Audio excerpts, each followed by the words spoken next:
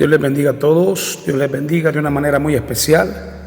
Esta hermosa y bella hora quiero, hermanos, dar esta enseñanza después de esta oración. Alguna persona escucha también esta enseñanza, espero que también sea de bendición. Hay dos clases de oraciones y las dos las enseñó el Señor Jesucristo. Una es privada, personal, y la otra es pública. Y el texto lo va a aclarar mejor cuando lo leamos. Dice la Biblia: en el nombre del Padre, del Hijo y del Espíritu Santo. Mas tú, cuando ores, entra en tu aposento y cerrada la puerta, ora a tu Padre que está en secreto. Y tu Padre que ve en lo secreto te recompensará en público. Ahora, tenemos un texto que cuando lo sacamos del contexto podemos enredarnos y podemos hablar un pretexto. Entonces, en el contexto que lo habla es que el Señor Jesucristo acá está confrontando en realidad a los fariseos. Por eso, para interpretar un texto tenemos que hacerlo de 3 a 4 preguntas, las cuales son: ¿quién lo dijo? ¿Por qué lo dijo? ¿A quiénes se lo dijo? ¿Y cuál es el propósito que lo dijo? Entonces, acá el Señor Jesucristo es quien lo dijo. Y comienza en sí el tema en el verso 5, cuando dice: cuando ores no seas como los hipócritas, porque ellos aman el orar en pie en las sinagogas y en las esquinas de las calles para ser vistos de los hombres. De cierto digo que ya tienen su recompensa.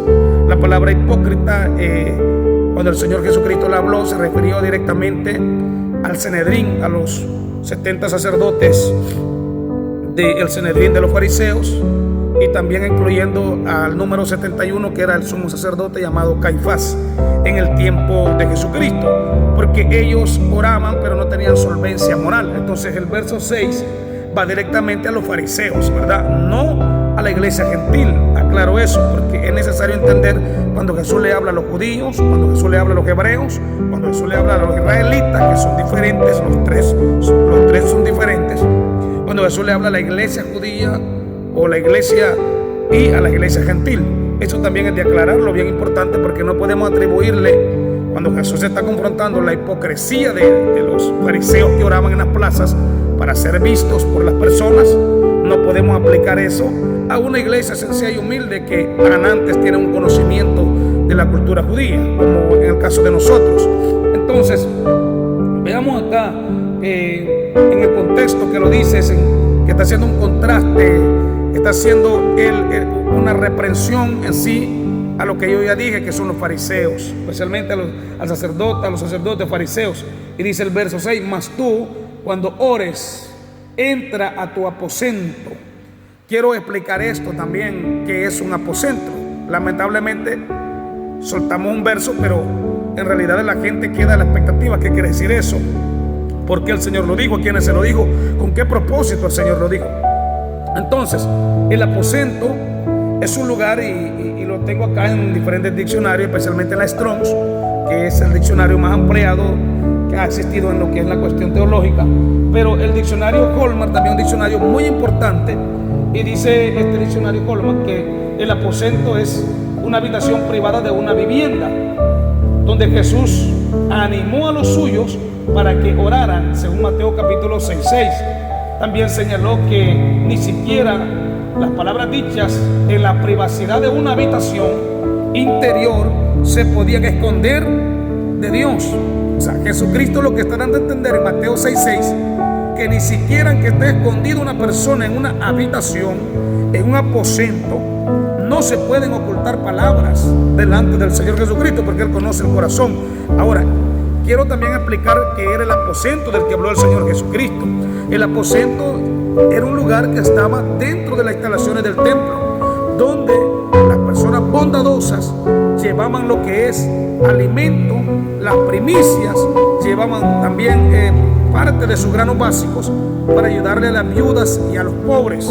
Entonces, en ese lugar, dentro de las instalaciones del templo, en el tiempo de Jesús, había una habitación privada donde solamente entraban los sacerdotes, y ahí estaban los granos básicos. Algunos también ahí bendecían esos granos, y es donde oraban secretamente y no ponían su nombre en un papel, no ponían su nombre en el lugar, quién trajo el maíz, quién trajo el arroz, quién trajo el azúcar, quién trajo esto, quién trajo lo otro, porque eso lo hacían en secreto. Y es de ahí donde Jesús lo toma como base cuando dice él que cuando oremos entremos al aposento, porque en el templo de Jerusalén hay una habitación en el lugar alto del templo donde se llevaban los granos básicos, pero solamente entraban y no dejaban sus nombres escritos. El objetivo era que nadie se diera cuenta quién estaba dando esos granos básicos, quién lo estaba donando para los pobres del pueblo, o para las viudas, o para los más necesitados. Entonces Jesucristo compara eso con la oración, porque los fariseos se paraban en las plazas y el objetivo de ellos era ser vistos por los hombres para que recibiesen alabanza de los hombres, adoración de los hombres.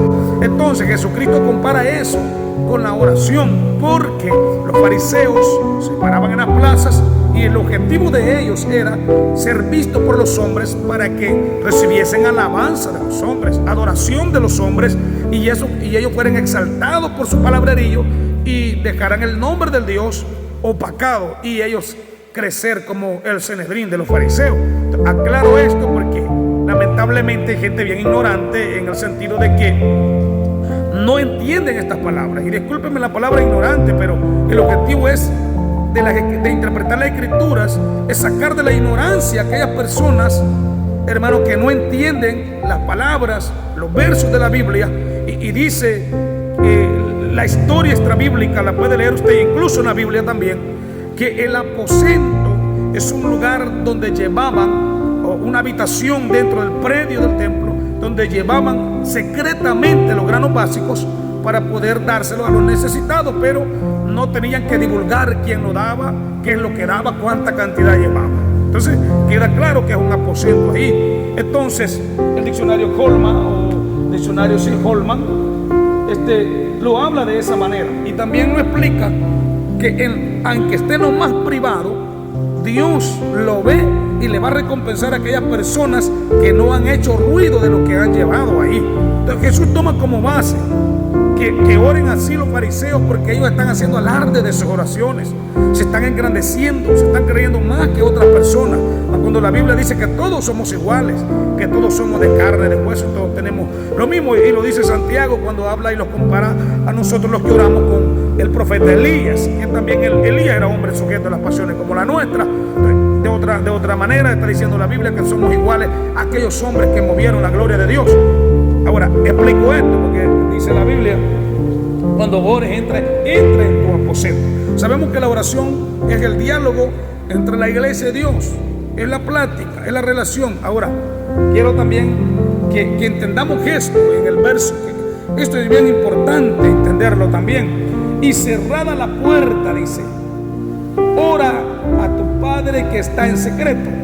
Ahora, la pregunta aquí, hay una pregunta clave: ¿quién es el que está en secreto? ¿El Padre o el orador? Claramente la Biblia dice: ora a tu Padre que está en secreto. Ora a tu Padre que está en secreto. No dice que el orador está en secreto, dice que tu Padre está en secreto. Digo porque cuando hablo de la estructura gramatical, tenemos que interpretar oración por oración o palabra por palabra. Entonces, y lo vuelve a decir: y tu Padre que ve en lo secreto,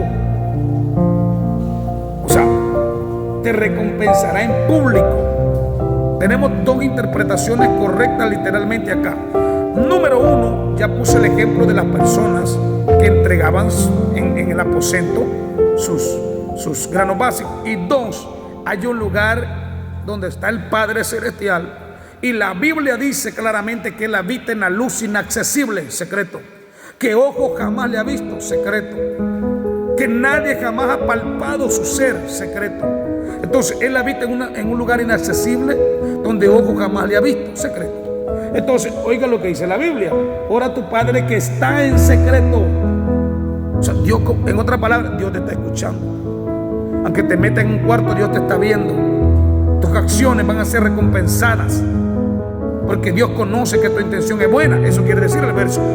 Ahora, y tu Padre que lo ve en lo secreto te recompensará en público. O sea, la Biblia ahí es bien clara, la estructura, cuando habla en el secreto de Dios. Ahora, quiero también explicar esto, unos versos de la Biblia para reforzar esto de que oramos nosotros, hermanos, en público. Quiero decirle que Jesús habló de dos clases de oraciones. Una es privada y personal. Hay momentos que hay que orar en privado. Hay momentos que hay que orar cosas que solo tú y Dios la saben. Aún ni tu esposo ni tu familia la saben. Pero también Jesús enseñó, lo hizo y lo aprobó la oración pública. Ahora, solamente voy a dar estos textos de la palabra, cómo él enseñaba y practicaba la oración social y pública. Y está en el verso 9 del capítulo 6, en Lucas 18:1 y en el resto del capítulo de Lucas capítulo 18. También entendemos que está también en Lucas, 18 del 1 en adelante, en Hechos 1:13, en Hechos 1:13 y 14, y también en Hechos capítulo 12, verso 5 y verso 12.